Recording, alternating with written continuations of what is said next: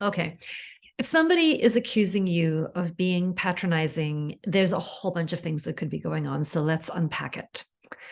First of all, anytime somebody says you're being condescending, you're being patronizing, the very first thing to do is to translate that in your own mind, okay, and to empathize a little bit with what this other person might be experiencing. Generally, people are trying to tell you about their internal state by sharing with you a whole bunch of judgments. So if I think you're being patronizing, I think you're being condescending, what might be happening for me is that I'm feeling guarded. Maybe I'm feeling a little bit wary. Maybe I need some trust that we're aligned, that we're connected, that you're coming from a place of shared humanity, that you don't see yourself as better than me or trying to impose something on me. So that's usually what's going on in the other person. There's something going on around connection and trust, which leads them to then accuse you of this terrible thing that you're being patronizing or condescending. Okay. Since we can't change the other person, this is just to give you a little insight into what else might be going on for them. Here are some things to check out in yourself. So number one, is it true? Okay. Do you genuinely feel superior to them? Are you definitely coming from a place where you think you know better and where you're trying to teach them something, or where you're trying to educate them or change them or fix them or impose something upon that on them? Like, that's the first thing you want to check out. Are you indeed imposing something on another person against their will? Even if you're doing it for the best of intentions, you're doing it because you're trying to contribute to their well-being, you're trying to help them learn and grow.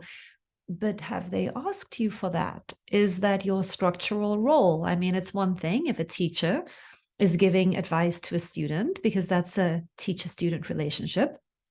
It's a different thing if you begin doing that to a coworker, or to a friend, or to a colleague, or to a sibling, although siblings do have their own power dynamics. So the first thing to check is it true?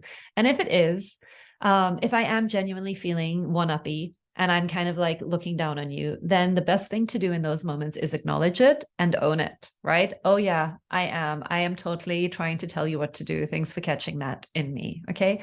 The more non-defensive you can be about it, the better. That brings you back into a place of shared humanity. So, if you really want to have meaningful connections with people, we always want to embody a power with position. And when we go a little bit one up, it can come across as condescending and patronizing. But here's another thing that can happen. And this happens often when we're trying to be skillful, or we've done a lot of our own growth and learning, or we've done some of our own communication work.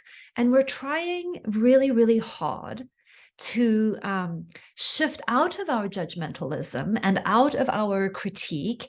And we begin using, especially like if you're studying something like nonviolent communication or any of the many communication models out there, one of the things when you're practicing a communication model is you begin speaking in kind of a formulaic or awkward way, and you start using words that don't feel natural to you.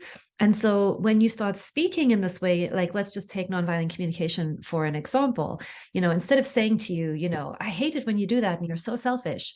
And I think, okay, wait, I want to do this differently. And I'm going to say instead, when I notice that you, when I notice you taking out the garbage in that way, I feel concerned and worried, and I have a need for efficiency. Or, if you're using a model, the other person might look at you and be like, you sound so patronizing, you sound so condescending, and what they're trying to say usually is, I'm feeling uncomfortable.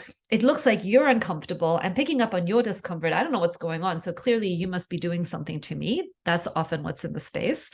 And so if you are trying something new and you have a little bit of like tension or awkwardness in your language, and you're overriding something authentic in you, like you're actually not saying what you mean because you're trying to be good, or you're trying to be nice, or you're trying to be skillful.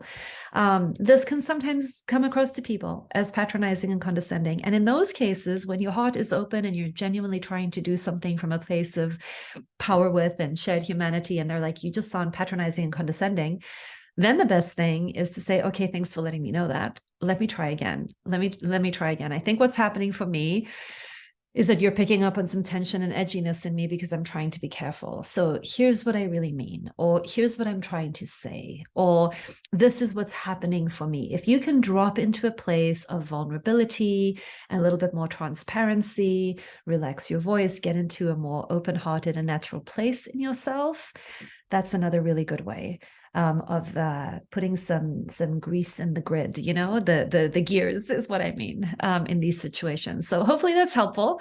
Self-soothe, tell the truth, invite people to join you, make room for what's true, make room for what's authentic, and then just remember, it's not usually your deep intention to be patronizing or condescending. You're not trying to go one up. And if you get that feedback, use it as a springboard to just get back into a place of power with people. So I hope that was helpful. Join me on Wednesday mornings for Q&A if you want more questions answered about this. Okay, take care.